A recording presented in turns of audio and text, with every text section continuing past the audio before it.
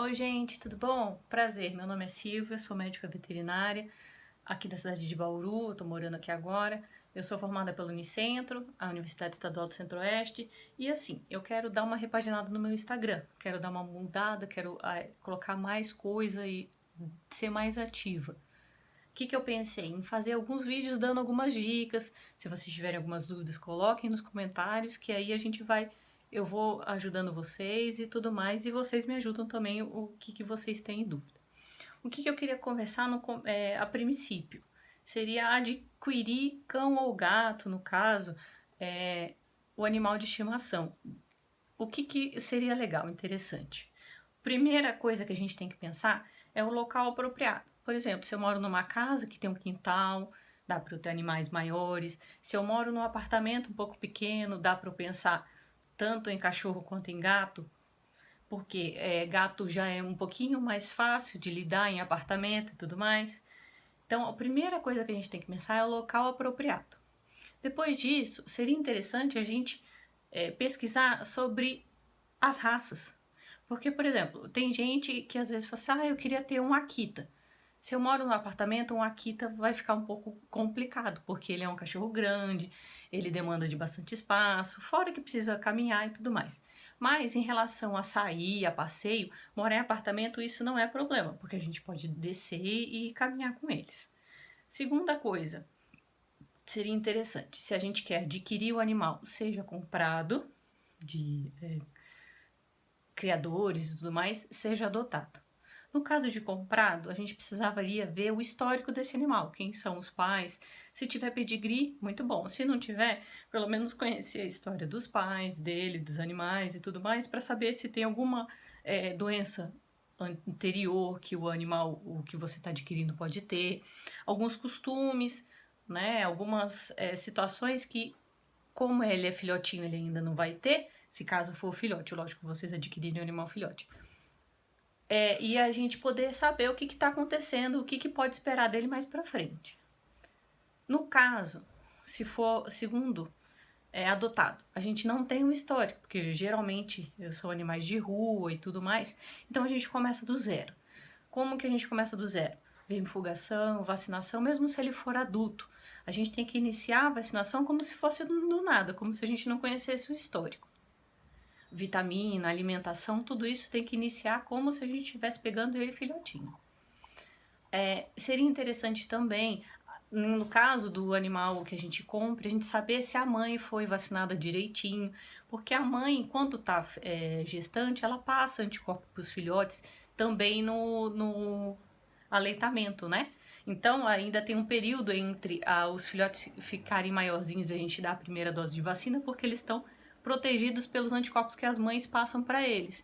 Então a gente precisa dar uma olhada nisso também, saber se a mãe tá vacinada direitinho, dar uma olhadinha na carteirinha e tudo mais.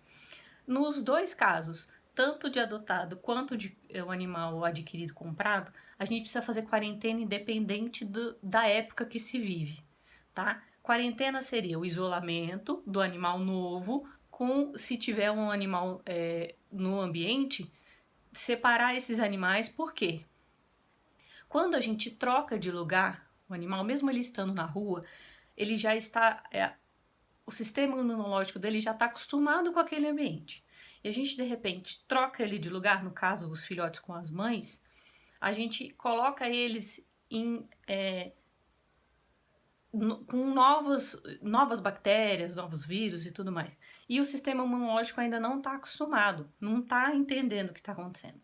Então, por que a quarentena? É quando a imunidade, o estresse a imunidade abaixa, o estresse aumenta, né? O estresse causa uma diminuição de imunidade e podem vir doenças que às vezes o sistema imunológico está conseguindo dar uma segurada lá. Só que aí de repente mudou o ambiente, mudaram as bactérias e tudo mais e não consegue mais. Então aí vem a doença, uma diarreia, uma giardia, enfim, qualquer que seja uma doença bem simples até pode ser, mas que pode acarretar alguma deficiência ou algo mais sério para o animal. Então é sempre bom, pelo menos uns 15 dias de quarentena. Pode ter contato olhando um animal pro outro? Pode. Mas se ele não ser interessante, lamber, entrar em contato com cocô e nada disso, porque pode ser os meios de transmissão, né? Outra coisa que eu queria falar com vocês seria o novo normal. Novo normal, o que que acontece? Com a história com a Covid aí, né? Com a doença aí, muita gente pergunta, viu, e agora? Eu tô isolada, não posso fazer nada mais com o meu animal, não posso mais andar, nada disso. Pode, você pode passear com o seu animal.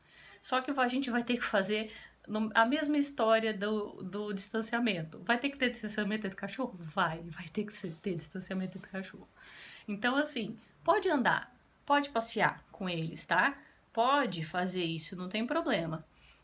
Mas, assim, o interessante seria, quando voltar para casa, seja apartamento, seja casa mesmo, a gente deixar na porta um paninho com água e sabão para na hora que a gente mesmo passa o pé e o animal passa a patinha, a gente depois, entrando em casa, a gente enxágua essa patinha e seca. É um jeito da gente assegurar que o vírus não tá entrando pelo menos pelas patas do animal, entendeu? E também outra coisa, é um novo normal que vai acabar sendo normal de novo, porque a gente acaba fazendo esses modos novos de higiene, a gente acaba limpando também e trazendo outras coisas para casa, né? Então, assim, o animal tem que se passear? Tem que passear. Alguns animais, nessa quarentena e tudo mais, que os donos falavam que eles só faziam as necessidades para fora, tipo o xixi e cocô só na rua, e agora tá um pandemônio porque eles não sabem onde fazem e tudo mais, vocês podem caminhar com eles, tomando cuidado. Na hora que quiser conversar com a dona do cachorro, pode conversar, com aquela distância, máscara e tudo mais. Uma curiosidade que eu queria falar para vocês é o seguinte, o gato ou o cachorro pode ter Covid? Eles podem, não dentro deles para passar pra gente. Aconteceu há umas semanas atrás um caso de um casal que foi positivado para Covid-19 e o gato deles também foi. O que os estudos estão mostrando pra gente? Como eles estavam em ambiente positivo para Covid e as pessoas dentro da casa estavam contaminadas, provavelmente tossiam, falavam, espirravam, o animal passava perto, no pelo e tudo mais dele estava positivo para Covid. O que pode acontecer às vezes? Você tem um gato, você tá com Covid, o gato mora numa casa e ele tá contaminado e vai para casa do vizinho e fica lá na casa do vizinho e tudo mais, o vizinho passa a mão e de repente dá uma coçada no olho. Eu sei que isso é muito difícil, tá, gente? Porque o vírus, ele não é tão resistente assim. Ele é resistente, sim. Vírus é um parasita intracelular obrigatório, ele precisa estar dentro de uma célula. Mas esse vírus da Covid, ele é encapsulado, então ele consegue ficar um pouquinho mais no ambiente sem se alimentar.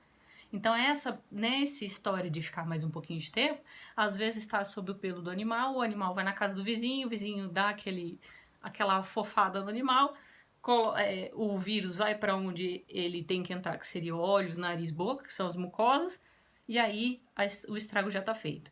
Mas vamos lembrar, o animal não é transmissor da Covid, assim, ele é mais um fômite, ele é mais um meio de transmissão. E não, no caso, o doente que passa pra gente, tá? Vamos abandonar os animais, não, estão tendo bastante casos de animais abandonados por causa do Covid, tá? Tudo bem que muita gente não tá conseguindo manter, mas outras pessoas estão com medo dos animais serem meios de transmissão e isso é complicado, tá? Bom, gente, pro primeiro vídeo, que ficou enorme, ficou 8 minutos, quase 9, só para eu conversar com vocês, me deem um feedback, me falem o que vocês acharam, se tá legal, se não tá, o que eu devo mudar. Às vezes, eu falei sobre 2 assuntos que acabam se entrelaçando, mas se vocês acharem que ficou muito grande, dá um feedback para mim, tá bom? Obrigada, gente. Beijão.